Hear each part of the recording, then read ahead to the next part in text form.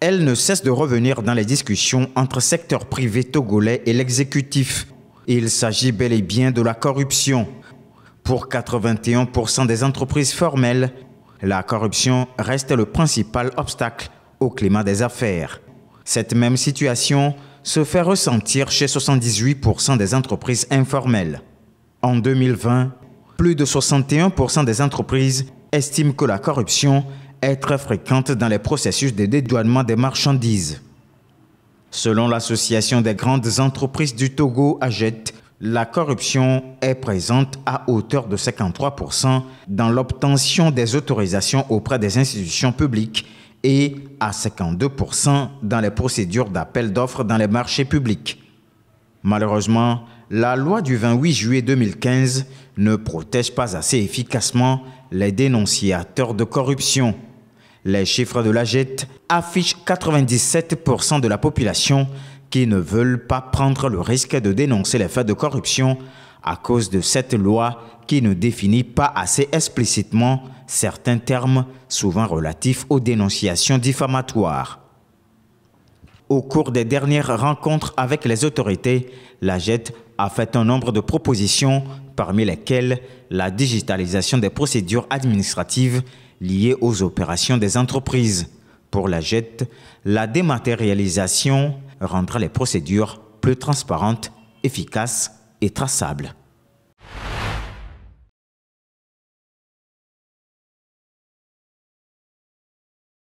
L'Office togolais des recettes ODR a mobilisé 1098 milliards de francs CFA en 2024. L'institution a atteint 98% de l'objectif fixé à 1113 milliards de francs CFA dans la loi de finances rectificative. Selon le rapport d'exécution du budget à fin décembre 2024, les impôts sur les revenus, les bénéfices et les gains en capital ont rapporté 279 milliards de francs CFA. Les impôts intérieurs sur les biens et services ont généré 525 milliards de francs CFA. Les droits de douane et taxes sur le commerce extérieur ont contribué à hauteur de 250 milliards de francs CFA. Les droits de timbre et d'enregistrement ont apporté 18 milliards de francs CFA, tandis que d'autres impôts comme ceux sur les salaires et le patrimoine ont permis de collecter 21 milliards de francs CFA. Par rapport à 2023, les recettes fiscales ont augmenté de 10%. Cette année-là, l'OTR avait déjà dépassé les prévisions avec 990,1 milliards de francs CFA mobilisés contre un objectif initial de 912,1 milliards. Cette performance résulte de plusieurs réformes. L'OTR a mis en place un comité de suivi pour les recettes, renforcé le contrôle fiscal et surveillé les exonérations. L'administration a aussi modernisé ses services avec le dépôt électronique des états financiers via une application mobile pour la taxe sur les véhicules et des campagnes de sensibilisation au civisme fiscal. En 2025, l'OTR prévoit de collecter 1210 milliards de francs CFA, soit une hausse de 8% par rapport à 2024. Malgré ces performances, l'État togolais compte modifier la loi portant création et fonctionnement de l'OTR pour plus d'efficacité dans la mobilisation des recettes. L'immigration clandestine a pris des proportions inquiétantes au cours de ces dernières années. Elle est même devenue un véritable enjeu. Plus qu'une immigration, l'on assiste à un suicide collectif de milliers de jeunes issus de l'Afrique subsaharienne fuyant leur terre natale. Le Togo n'est pas épargné. Il est touché par le phénomène puisque plusieurs jeunes Togolais nourrissent l'ambition de quitter le pays pour l'Occident, notamment les États-Unis. Cette situation interpelle l'ambassade américaine à Lomé qui met en garde les Togolais. En effet, la représentation diplomatique alerte sur les nombreux périls que comporte un voyage vers les États-Unis par des voies non réglementaires. Selon l'ambassade, le chemin emprunté par les migrants clandestins traversant l'Amérique du Sud et centrale puis le Mexique est jonché d'obstacles inhumains. Souvent, ces migrants passent par les réseaux de passeurs liés à des cartels qui n'hésitent pas à les exploiter financièrement, physiquement et même psychologiquement. Un rêve américain qui se transforme pour beaucoup en cauchemar, surtout qu'ils sont parfois refoulés aux frontières américaines. Rappelons qu'à ce jour, les États-Unis comptent plusieurs millions de travailleurs étrangers, dont des clandestins.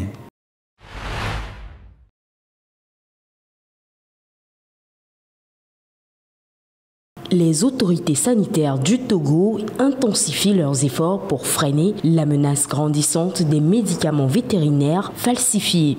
Dans un communiqué, le ministre d'État chargé des ressources halieutiques et animales a annoncé un renforcement des mesures de contrôle sur l'ensemble du territoire. Cette décision a été prise suite à une prolifération des médicaments vétérinaires impliquant des personnes non autorisées dans la vente et la manipulation de ces produits.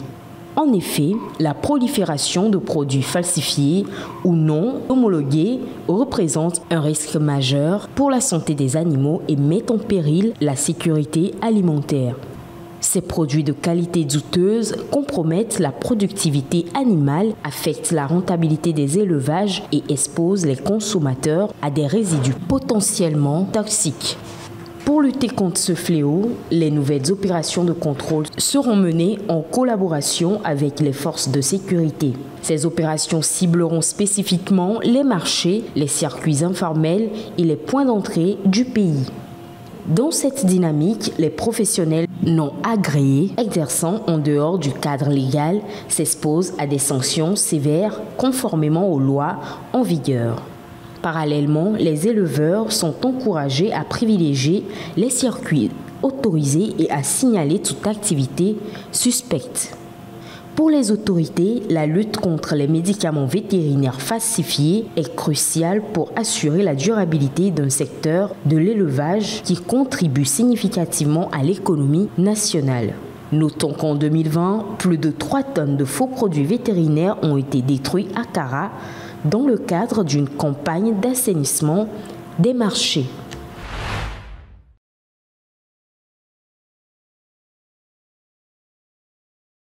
Le Togo ambitionne s'inscrire dans l'adoption des véhicules électriques, un engagement gouvernemental croissant en faveur des énergies renouvelables et une prise de conscience des enjeux environnementaux. Le pays explore activement les voies et moyens pour intégrer la mobilité électrique dans son paysage urbain. Le positionnement du Togo dans cette nouvelle ère de la mobilité se manifeste à plusieurs niveaux. En effet, en plus de l'accord signé avec le groupe Shenzhen Fenji Education Technology en décembre dernier, une délégation de l'Université de Lomé est en déplacement en Chine depuis le 6 avril pour discuter de l'opérationnalisation du projet au Togo. Ces démarches visent à identifier les opportunités, les défis et les infrastructures nécessaires pour une adoption réussie. L'accent est notamment mis sur la formation de techniciens spécialisés dans la maintenance et la réparation des véhicules électriques, un maillon essentiel pour assurer la pérennité de cette transition. Cependant, l'infrastructure de recharge demeure un défi majeur. Le réseau électrique national, bien qu'en constante amélioration, nécessite des investissements substantiels pour supporter une demande accrue liée à la recharge des véhicules, surtout avec la continuité des délestages. Néanmoins, le Togo possède des atouts non négligeables pour réussir cette transition. Son engagement en faveur des énergies renouvelables, notamment le solaire, pourrait permettre d'alimenter les véhicules électriques avec une énergie propre et durable, réduisant ainsi l'empreinte carbone globale du transport. En conclusion, le Togo se positionne avec ambition dans le lancement des véhicules électriques, reconnaissant le potentiel de cette technologie pour un avenir plus propre et durable. Notons que le Togo prévoit la création d'une usine de fabrication des véhicules électriques et que la prochaine étape du projet consistera en une visite d'un groupe chinois à Lomé en mai pour le lancement officiel. Le haut-commissaire des Nations Unies pour les réfugiés s'est rendu au Tchad pour rencontrer des personnes déplacées par le conflit au Soudan voisin. Filippo Grandi s'est exprimé sur la nécessité de soutenir l'aide humanitaire apportée aux déplacés à l'intérieur du Soudan, mais également au-delà des frontières du pays. Le responsable de l'organisation a également déploré la diminution de l'aide au fil des mois, alors que les besoins des réfugiés augmentent. L'opération humanitaire doit se poursuivre. Elle doit se poursuivre à l'intérieur du Soudan pour les personnes déplacées, pour celles qui sont affectées par la guerre. Elle doit se poursuivre de l'autre côté de la frontière et continuer à soutenir les réfugiés dans des endroits comme Madrid au Tchad, où je me trouve actuellement, et dans d'autres pays qui accueillent des réfugiés. La guerre au Soudan a éclaté en avril 2023 entre l'armée et son rival paramilitaire, le RSF, Avec des batailles à Khartoum et dans tout le pays, la guerre a chassé plus de 14 millions de personnes de leur foyer et plongé certaines régions du pays dans la famine.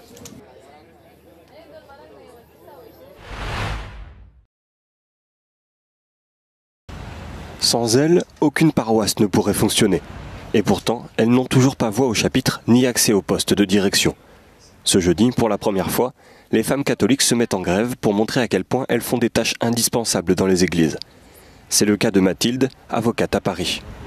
L'idée, c'est vraiment de manifester en fait dans ce temps du carême, pendant ces 40 jours du carême, de manifester une incompréhension réelle quant à la place des femmes aujourd'hui dans l'église. Moi, au début, j'avais décidé notamment de plus aller à l'église du tout. Et puis là, j'ai un petit peu changé d'avis, j'ai plutôt préféré porter mon badge et aller à l'église en portant mon badge pour essayer d'entraîner des discussions, de faire en sorte qu'on puisse en parler avec les gens que ça interroge. Jusqu'au 17 avril, les femmes catholiques de France et d'ailleurs manifestent pour réclamer l'égalité au sein de l'Église. En France, le mouvement est mené par le comité de la jupe qui compte quelques 300 adhérentes et des milliers de sympathisants. L'association a constaté que les femmes effectuent 80% du travail essentiel dans les paroisses. À côté de cette gouvernance strictement masculine, vous avez une réalité de terrain où les femmes en fait sont partout. Les églises sont remplies de femmes, que ce soit les paroissiennes, les bénévoles, dans les paroisses, dans les associations, dans le social, dans le care. Elles sont partout, mais elles ont ce plafond de verre qui font qu'elles ne peuvent pas accéder à certaines responsabilités. La grève a aussi pour but de forcer les évêques à écouter. Jusqu'à présent, il n'y a eu que peu ou pas de dialogue officiel, mais certains au sein de l'Église commencent à s'exprimer. Souvent, quand je discute de ces choses-là, c'est compliqué. C'est compliqué parce qu'il n'y a pas l'habitude et qu'il y a la peur de perdre du pouvoir. Et c'est compliqué parce que les avis sont très partagés. Comme dans la société, les prêtres sont en général désireux qu'hommes et femmes puissent travailler ensemble. Après, il y a quelquefois la peur par rapport à ce qui ressemble à du pouvoir. Ce mouvement, initié par une association américaine qui se veut la voix féministe intransigeante dans l'Église catholique pour l'égalité homme-femme, est suivi dans le monde entier. Des grèves ont été signalées aux États-Unis, en Inde, en Pologne ou encore en Espagne. Cette fois-ci, les femmes catholiques ne se contentent pas de demander à être entendues, elles exigent des changements pour ne plus être invisibilisées.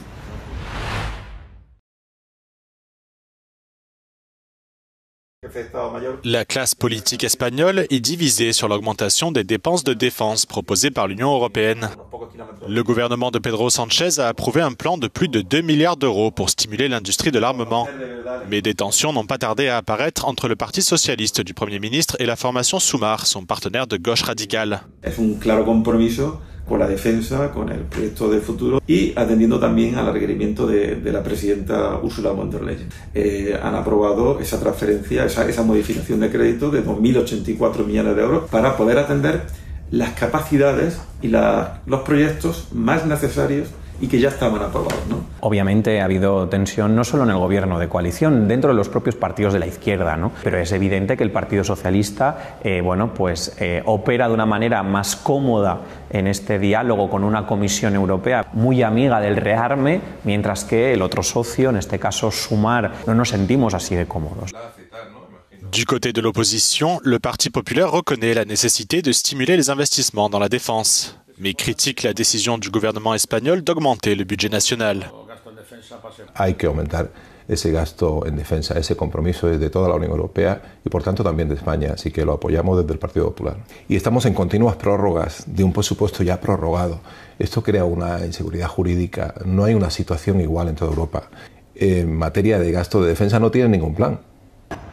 Quant au parti d'extrême droite Vox, il dit soutenir l'augmentation des dépenses de défense, mais estime que le plan de réarmement proposé par Bruxelles est improvisé.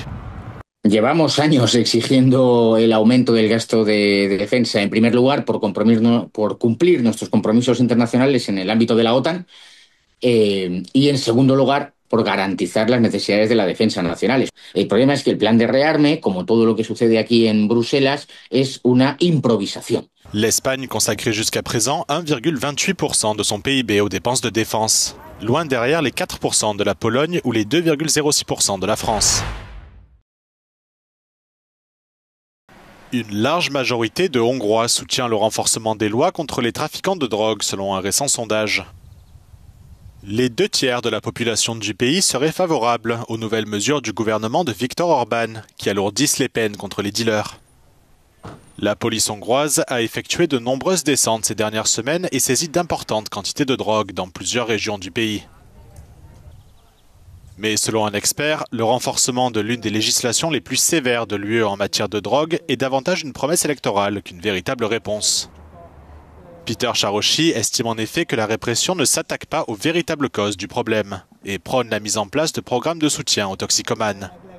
Ezzel szemben az alternatíváknak lenne értelme, tehát vannak hatékony megelőző programok, van értelme befektetni a drogfüggőséggel küzdő embereknek a terápiájába, van értelme közösségi programokat létrehozni, mindazokat a dolgokat, amik Magyarországon hiányoznak, amire nincsen pénz, amire nincsen támogatás. La drogue fait des ravages dans les zones rurales les plus pauvres en Hongrie, où de nombreuses personnes consomment des stupéfiants synthétiques bon marché et extrêmement nocifs à la place de l'alcool. La semaine dernière, le Premier ministre hongrois Viktor Orban s'est rendu dans la région d'Éves, l'une des plus touchées du pays, promettant de sévir contre les dealers. Önök is tudják, hogy baj van, mert ezek a kábítószerek, amelyek tönkreteszik a gyerekeinket, meg még a felnőtteket is, azok elszaporodtak. Ezen a környéken különösképpen. És azon vagyok, hogy ezt megszüntessük. Ezért jöttem, hogy ezt felszámoljuk. Après la visite de Viktor Orban, Euronews s'est également rendu à Tornașadani, où plusieurs personnes ont affirmé que les raids avaient fait fuir les dealers et que la drogue avait virtuellement disparu du village. Szerintem senki sem fog bevállalni 10 évet azért, hogy most tartsák, meg árulják ezt a kábítószert. Most hétvégén láttam ott a kocsmában, hogy most már ittak. Összegyűltek, beszélgettek, és akkor piászgattak. Örülök neki nagyon ennek, hogy megszűnt ez a kristály, meg minden, de Tornașadánban tényleg nincs semmi kábítószer, nem lehet már megtalálni. D'autres habitants ont cependant admis que les dealers étaient encore présents dans la municipalité, mais ils ont préféré garder l'anonymat par peur des représailles. La situation est similaire dans de nombreux autres villages de la région. Nous avons ainsi rencontré un toxicomane à Tornos, qui a également refusé de décliner son identité, mais qui nous a dit qu'il pouvait toujours se procurer une dose de drogue pour 1000 forints, soit environ 2,50 €. Tornaőrsegy nagyjából 1800 fős település. Az egyik helyi szerint most 11 ember terjeszt kábítószert itt. A dílereket időnként elviszik a rendőrök, de hogyha börtönbe kerülnek, gyorsan más jön a helyükre. Ces derniers jours, Euronews a contacté à plusieurs reprises le commissaire hongrois aux drogues Laszlo Horváth pour lui demander si le gouvernement envisageait de s'attaquer à la détresse sociale qui conduit à la consommation de drogue. Mais l'homme politique a refusé d'être interviewé, tout comme la police.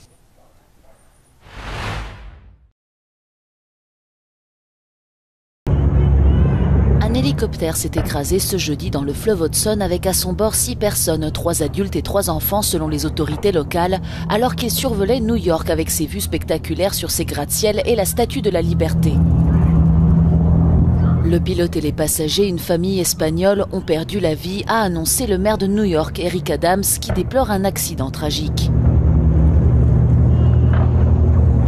3 adults and 3 children were on board a Bell 206 helicopter that had left from the downtown Skyport just about 3 p.m.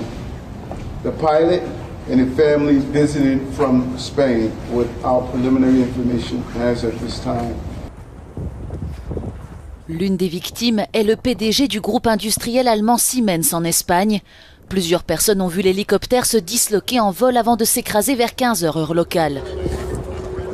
I just saw the plane started falling apart in midair, and then the tail came off, and then just flipped over in midair and started falling into the ground. Propellers still propelling without the plane helicopter as it was falling. And I got video of it flipping into the water. Une enquête a été lancée sur les causes du crash. Le président Donald Trump a promis des annonces rapides. Le fleuve Hudson est un canal très fréquenté dans les eaux et dans les airs et New York compte plusieurs héliports en pleine ville. D'après des chiffres du New York Times, 32 personnes sont mortes dans des accidents d'hélicoptère à New York depuis 1977.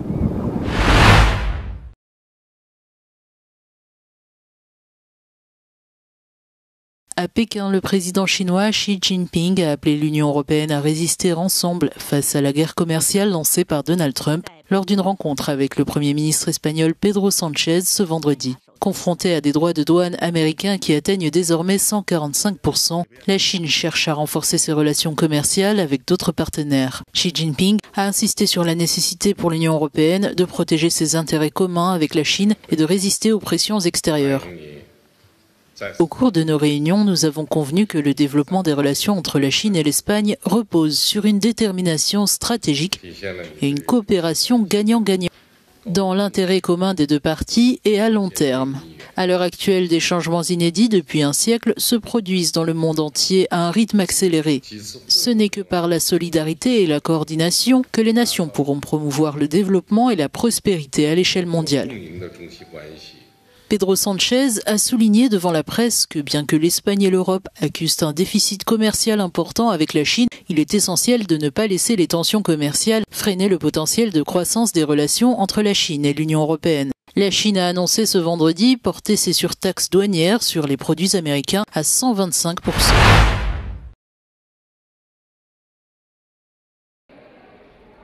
C'est une découverte aussi rare qu'inattendue. Une mâchoire humaine fossilisée et repêchée au fond de la mer près de Taïwan intrigue les scientifiques depuis plus d'une décennie. Une nouvelle étude suggère qu'elle pourrait appartenir à un Denisovien, un ancêtre humain disparu. Une hypothèse encore à confirmer. Nous disposons de la séquence génomique d'un individu dénisovien, ce qui nous permet de comparer ces liens génétiques avec ceux des humains modernes et des néandertaliens. Les Denisoviens sont une espèce cousine des néandertaliens apparue il y a environ 370 000 ans. Très peu de restes ont été découverts, une phalange, quelques dents et une mâchoire retrouvées dans une grotte du Tibet. Nous avons analysé environ 4000 résidus d'acides aminés. Parmi eux, nous avons trouvé une variante spécifique aux Denisoviens, absente chez les humains modernes et les néandertaliens, mais elle figure bien dans le génome dénisovien. C'est ce que nous appelons leur protéome. Faute d'ADN exploitable, les chercheurs ont utilisé une autre méthode, l'analyse des protéines. Résultat, une signature moléculaire unique correspondant à celle d'un Denisovien identifié précédemment en Sibérie.